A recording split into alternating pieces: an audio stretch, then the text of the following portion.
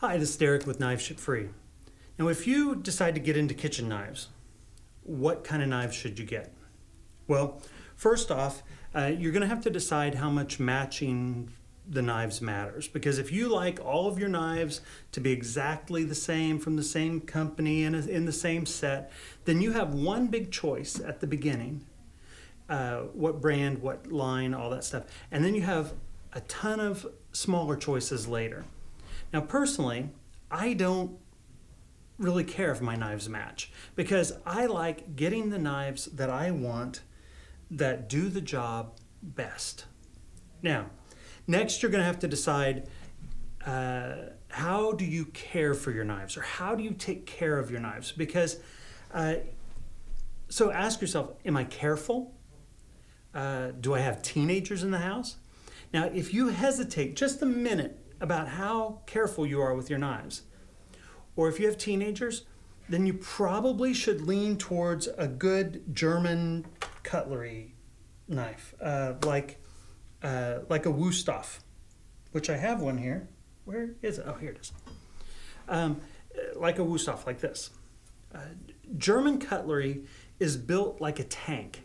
You can damage them, but you are going to have to work at it. The steel is good. In my opinion, it's a little soft.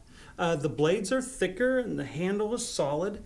And Wüsthof knives, German kitchen knives, are the knives by which all other kitchen knives are judged. So these are great choices, and especially if you are not particularly careful with your knives. Now, if you're very careful with your knives, and you don't mind spending a little bit more care, being a little bit more careful, then you're going to want Japanese cutlery. Japanese cutlery has better, harder steel, has thinner blades, and Japanese knives in particular are made for the joy of cutting. And if you're a knife person and you like to cook, you really need to try Japanese cutlery. So, on to the knives you need. Now, you're going to need 3 or 4 knives, and I don't recommend to people buying a block set because you're going to be paying for some knives that you don't want, that you aren't going to need, and you're not going to use. And then you're going to have to fill in what you do want later. So, I recommend picking the knives that you're going to use and buying them open stock. So the first knife you're going to need is a German cook's knife, like this one, like this Wüsthof. Whether you've determined that you want German cutlery or Japanese cutlery, I firmly believe that every kitchen needs a German cook's knife. And the reason is that there are times whenever you're going to be cutting frozen food, or you're not going to be as careful around the bones, and you don't want to be as careful. And so, there's lots of possibilities. And so you need to have a good German cook's knife around.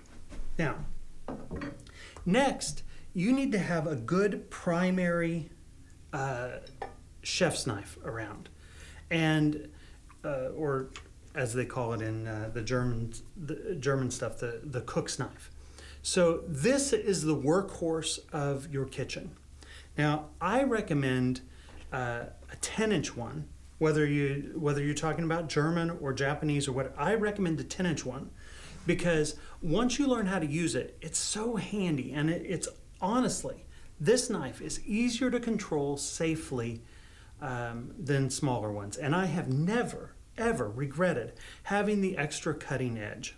But honestly, if you're more comfortable with an 8-inch knife is fine.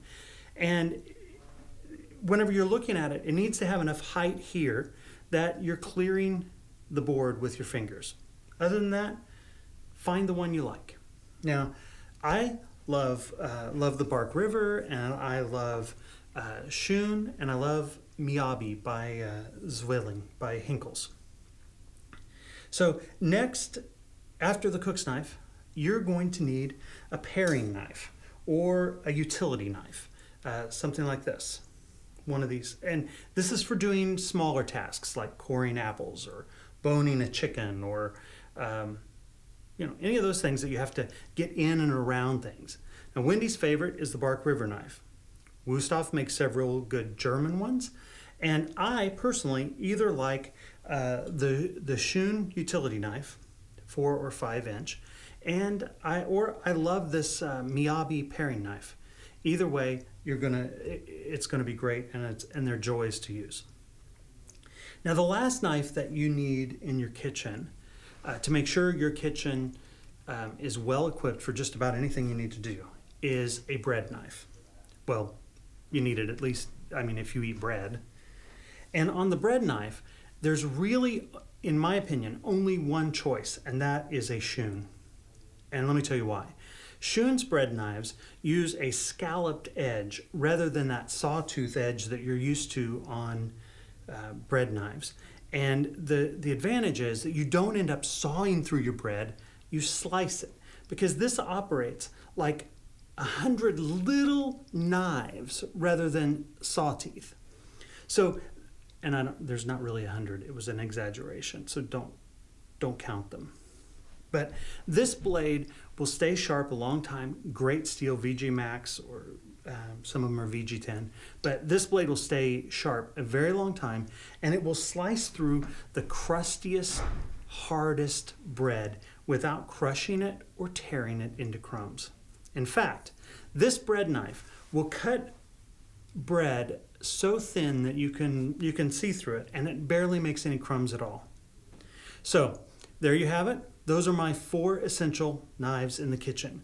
You need a German cook's knife. You need a 10-inch, I prefer Japanese cutlery, so a 10-inch chef's knife, a paring knife, and a bread knife. You can do almost anything that you want with those 4 knives, but I guarantee you that once you get your hands on good cutlery, you will soon find yourself with a whole drawer full of them.